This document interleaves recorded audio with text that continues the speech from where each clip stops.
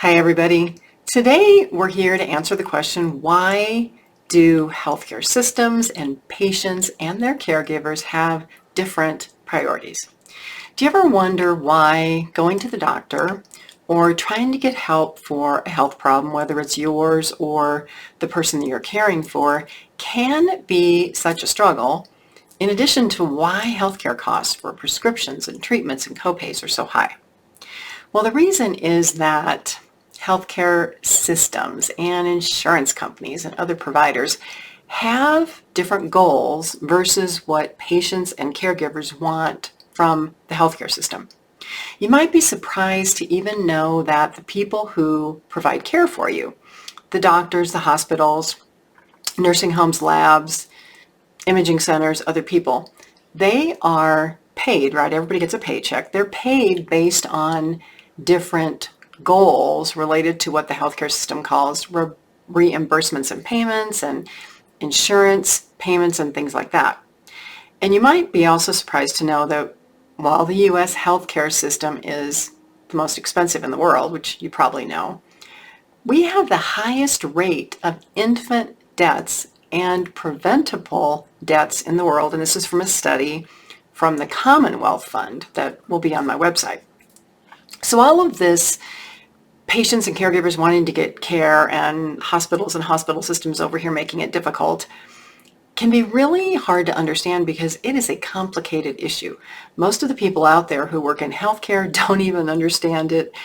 Politicians who vote for this kind of stuff don't even understand it. So I'm going to try to give a simple explanation here of payment models and the healthcare system so that when you go to doctor appointments, you can start asking, why are you recommending that treatment? Or why is this medication recommended? You can start asking really good questions to help you get the care that you need and maybe understand if you're getting refusals or declines, what's underneath that, because it is way more complicated than the average person believes. So in this video, I'm going to give examples of how certain physicians and doctors and everything get paid so that you can have that aha moment.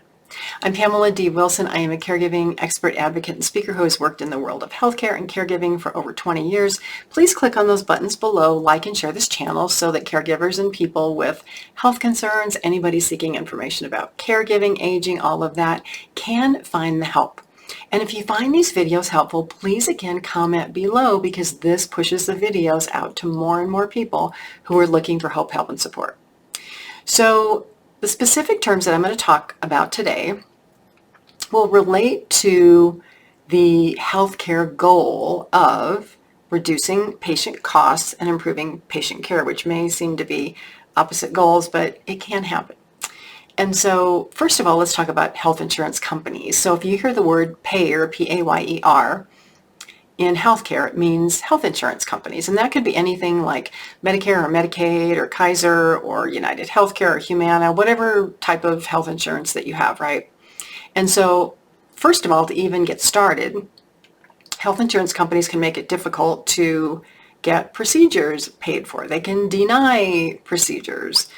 They can deny billing codes or things like that. And I'll give an example of this to make some sense. So I just spent the last 5 months trying to get a claim processed because the provider, the healthcare provider, doctor's office, submitted the wrong diagnosis and billing codes to the insurance company.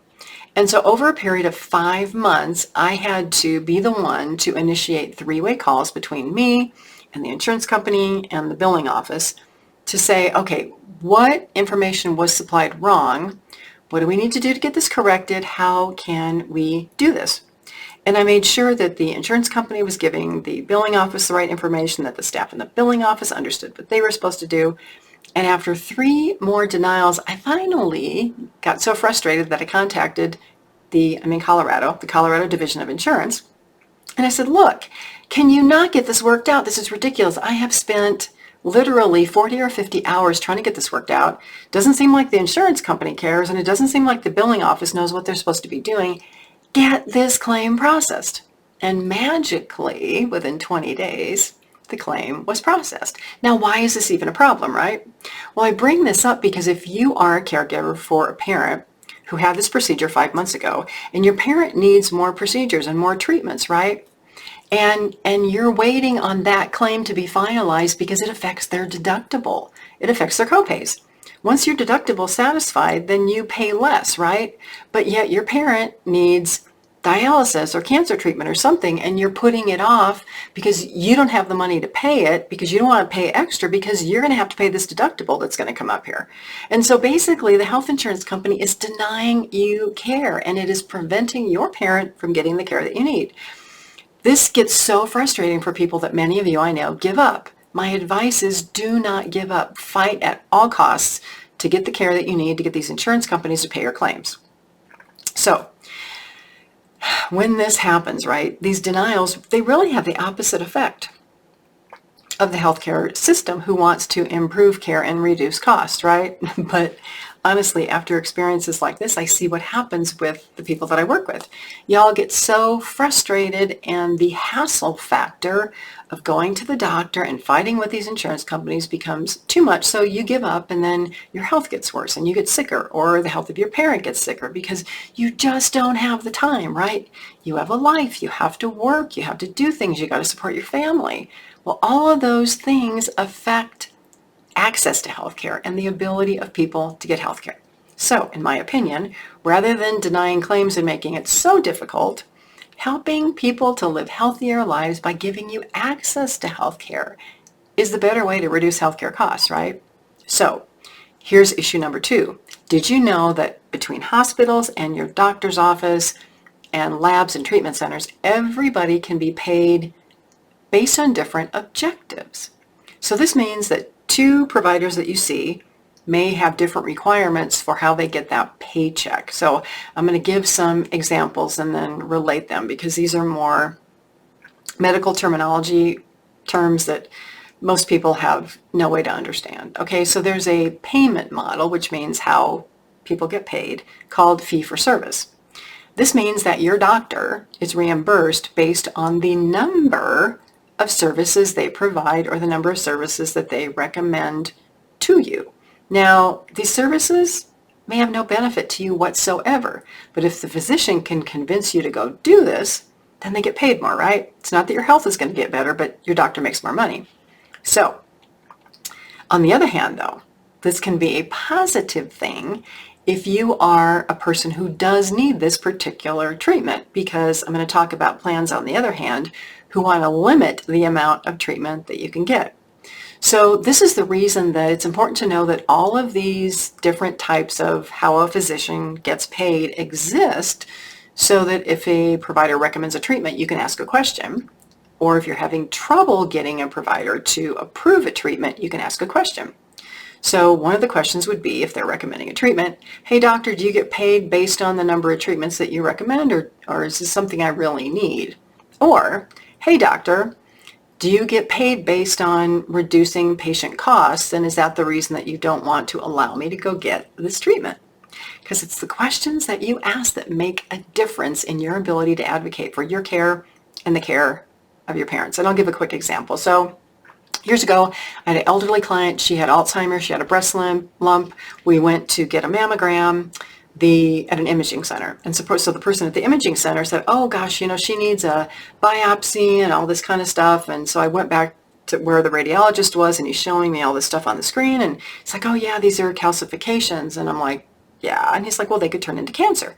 And I'm like, well, how long will that take? And he's like, oh, probably, 5 to 10 years. And I said, my client has Alzheimer's. She may not be around in 2 years. Why would I put her through all these additional treatments and services when there's no benefit to her?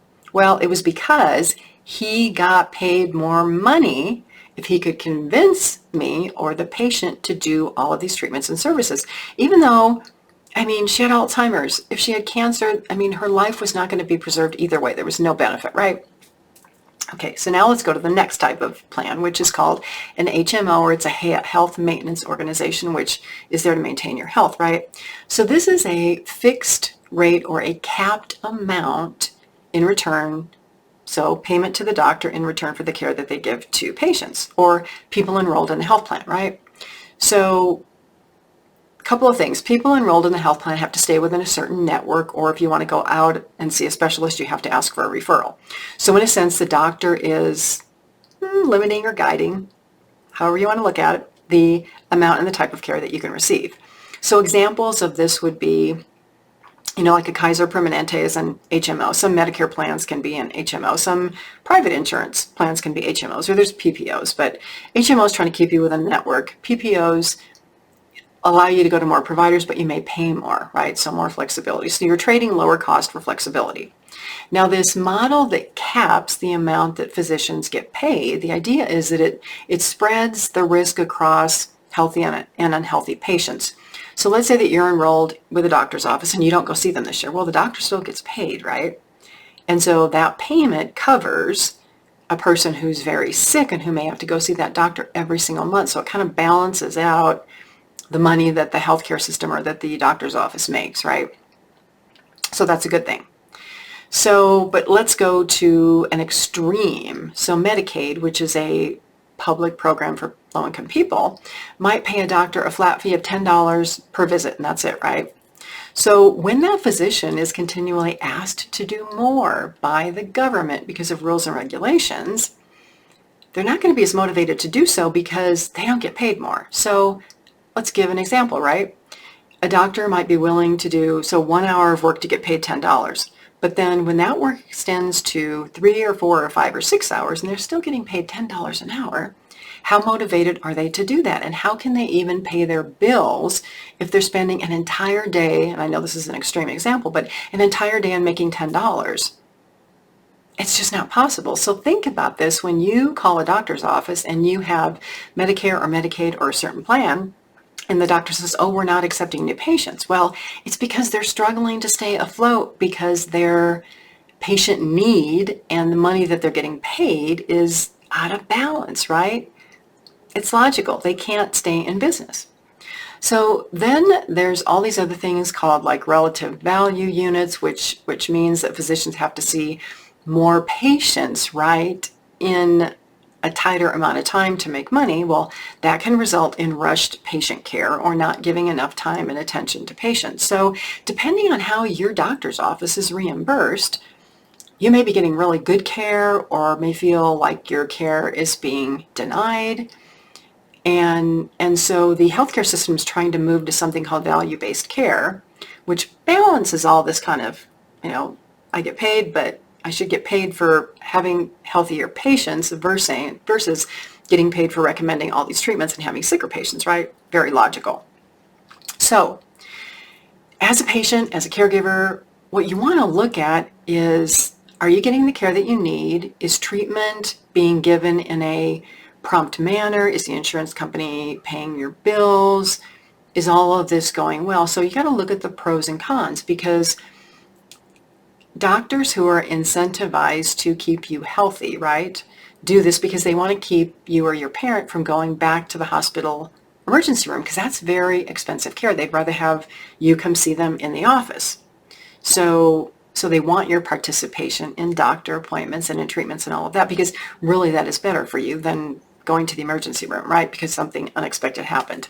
Not that that doesn't happen, but so the goal in value-based care is if doctors can help patients avoid these higher costs of care like frequent trips to the emergency room, then they make more money, which is a good thing, right? Because you're healthier.